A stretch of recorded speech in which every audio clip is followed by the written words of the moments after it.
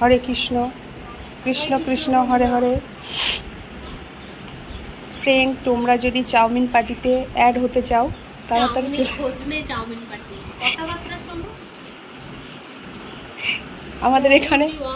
আমাদের এখানের একটা মাল হচ্ছে গায়েব, নিখোঁজ হয়ে গেছে, কোথায় চলে গেছে। হ্যালো ভিউয়ার্স, আমি পূজা, আর আজকের ব্লগটা আমি এখান থেকে শুরু করছি মিসের বাড়িতে এসে। তো এখানে দেখো আমি এই যে কি বলে এটাকে, গুজরাটের সেই ভুজিয়া, এই যে এইগুলো, এই যে চানাচুর, এই যে লিচু, এবার তো এইগুলো নিয়ে আমরা বসে পড়েছি।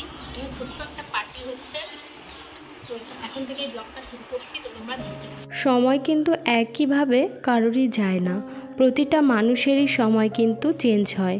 কখনো কেউ ভালো থাকে, কখনো কেউ দুঃখে থাকে, কখনো কেউ অনেক অনেক আনন্দ থাকে। তো সেই রকমই আমার জীবনেও কিন্তু একটা ভীষণ বড় চেঞ্জ এসেছে, যেটা দেখতেই পাচ্ছ। বাড়িতে সবসময় ঘরেই আটকে থাকতে হতো, এখন একটু বাইরে বেরোচ্ছি আর এখানে বেশ জমিয়ে আড্ডা দিচ্ছি। আমরা এখানে পার্টি করছি, একটা মিনি পার্টি, যেটা হচ্ছে চানাচুর আর পেঁয়াজ মাখা দিয়ে। ও এর মধ্যে আবার আমের আচারও আছে। কেমন লাগছে লিচু খেতে? টেস্টি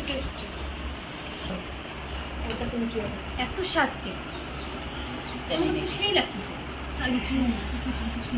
সেই লাগতেছে আমাদের কাছে। এই তোমার কাছে কেমন লাগতেছে? ভালো। আমি করতেছি কিছু খাবো না। যখন 6:15 বাজে তখন কিন্তু আমি বাড়িতে ঢুকে গিয়েছিলাম কুষাণকে নিয়ে।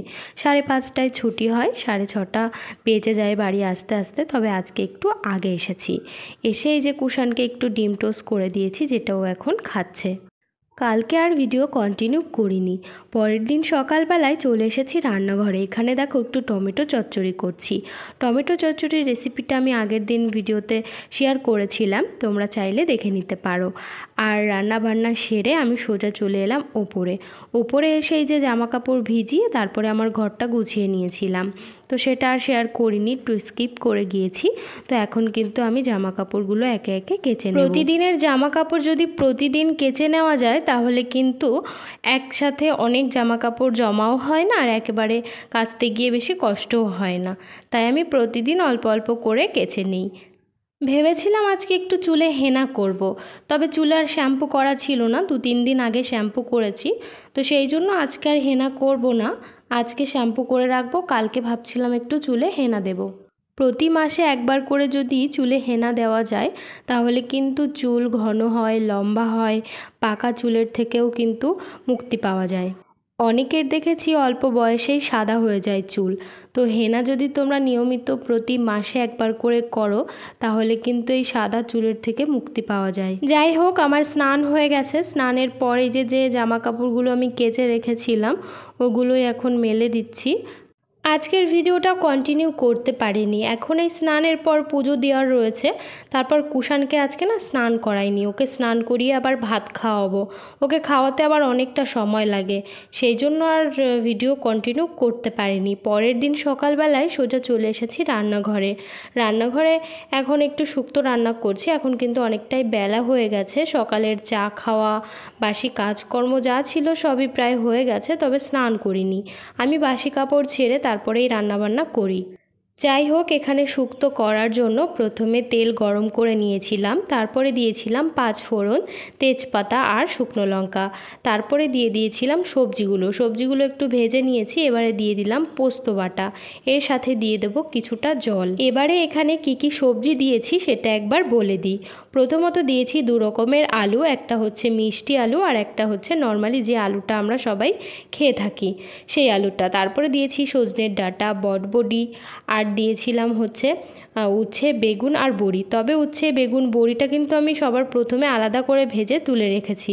আর দিয়েছি কাঁচকলাটাই বলা হয়নি, কাঁচকলা আর উচ্ছে আর হচ্ছে সজনের ডাঁটা। এই 3টে সবজি কিন্তু শুক্তোতে দিতেই হয়। সবজিগুলো ভালো করে ভেজে নেওয়ার পর দিয়েছি পোস্ত বাটা আর কিছুটা জল। তো ঝোলটা ভালোভাবে ফুটে এসছে, এবারে দিয়ে দেবো 2 চামচ দুধ।